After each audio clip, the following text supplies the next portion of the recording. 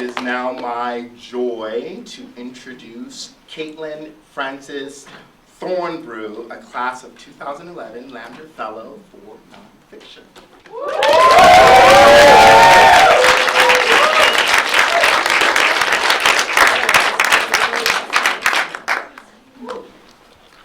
This is from a piece called Everyone Gets Hungry Around Noon. The essay discusses the idea that where I grew up, it was just expected that everyone was straight, in the same way it's expected that everyone is going to eat lunch around 12 o'clock.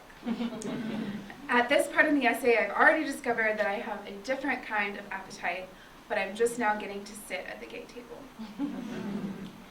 We had taken over the worn-down back porch of Harbor Lights, a grungy but gay-friendly bar in Kansas, drinking beer out of plastic cups so large I had to hold it with both hands. I had not ordered for myself. It was the first time I had gone out with a group of Kemi's friends, and the first time I had been somewhere with a group of lesbians. It was clear to everyone that I was new. She was my first girlfriend, something her friends in the ridiculous but addictive television series The L Word told us meant we wouldn't last. Kemi was too far away to talk to without speaking over the table, and I began searching the group of women for a familiar face. I recognized Caitlin from the rugby team. It was Kemi's rookie season, mostly because it's easy to remember someone who shares your name. Her defined arm muscles pointed at me from underneath her t-shirt that was ripped into a tank top. After I had been around for a couple months, Caitlin would tell me, 2 Caitlins equals a really good party. But for now, she introduced me to her girlfriend, we made small talk about work, and every once in a while I would glance at Kemi. She smiled, raised her eyebrows slightly, wanting to make sure I was okay. I knew they were feeling me out, considering what this strong, kind-hearted black woman saw in me. They were wondering how we would fit together, maybe in an aggressive way, but what I hoped was in a curious, protecting their friend way. My cup not even half empty, I was beginning to appreciate exactly how much beer I had to go, and marveling that the other cups forming wet rings on the wood seemed to be about empty.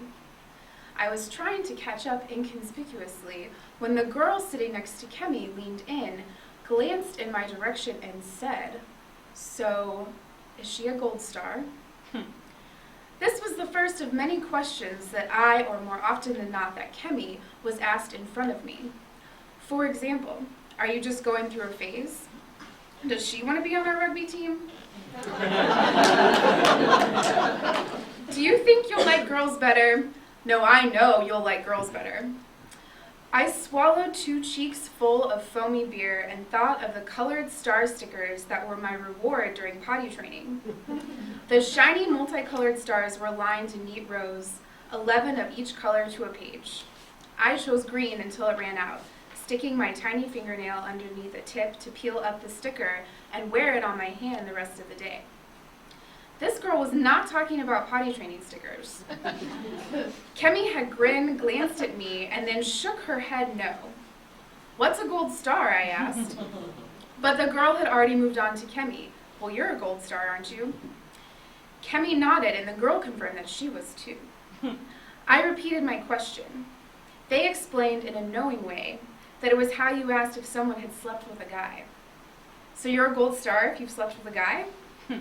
Even the eavesdropping door guy knew I wasn't getting it.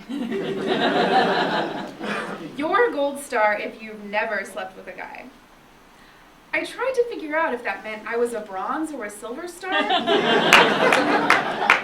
Were there other colors? I had just been introduced into some kind of unnamed lesbian ranking system designed to see if the new girls were really going to stick around. I was starting to learn that no one cared if you were eating at 12 o'clock, but at the gay table, they might say something about what exactly you were having.